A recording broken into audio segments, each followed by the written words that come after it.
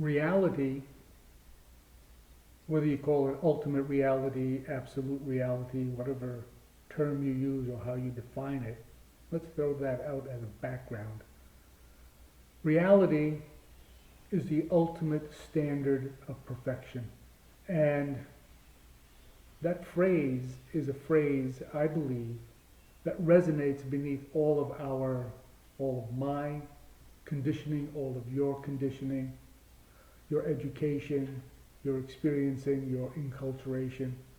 Beneath all of that veneer, the truth of that particular statement, I believe, finds a home inside us. Reality is the ultimate standard of perfection. Everything else is an overlay on reality. Our expectations are an overlay. We may look at some building, we may look at some individual, we may look at some sentence and criticize it for not being a perfect sentence, a perfect building, a perfect whatever. Because when I take a measurement, a ruler, an electron, microscope or something, and measure it, it doesn't seem to add up. But if you take away the overlay over anything, what remains is the thing itself, is reality itself.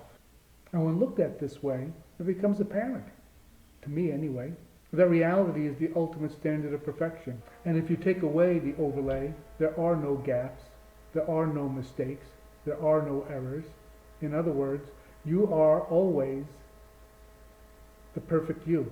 Whether other people consider you an asshole, or a wonderful human being, or discourteous, or compassionate, doesn't matter. You are always what you are, yourself, perfectly yourself, contradictory, confused, confident, assured, uncertain. It doesn't matter.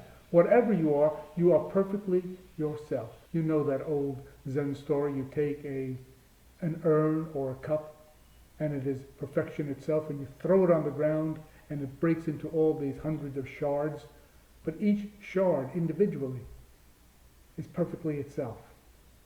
That's how it is with reality. Beneath all the expectation, all the assumptions of how it is supposed to be, how I would like it to be, is how it actually is. Doesn't mean that you don't go about living your conditioned life. That you have to do. You live in society, you live with other folks, you have to share this planet with other individuals. And so you need to get along, and you make rules of the game, political rules, mathematical rules, scientific rules, social rules, all kinds of rules to live in harmony or as best you can with one another. But underneath, existentially, reality always is as it is, and is ultimately the standard of perfection, the ultimate standard of perfection. So in a sense,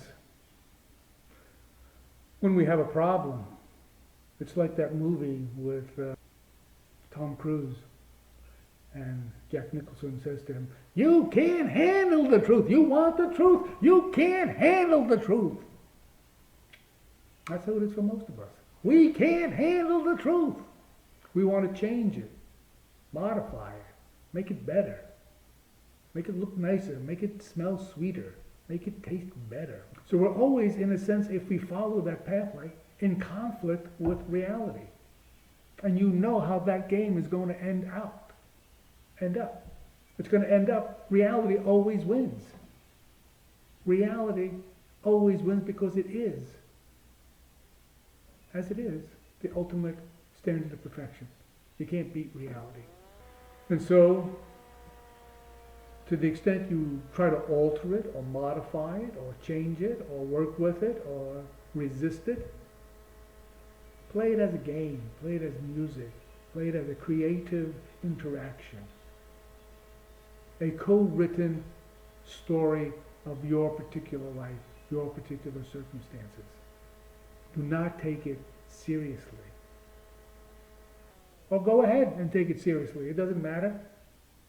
Reality will be as it is, whether you take it seriously or take it lightly. As a preference, I think it makes life a little bit easier if you know how to laugh. Enjoy yourself a little Just because reality is the standard of perfection doesn't mean you can't have fun. You can.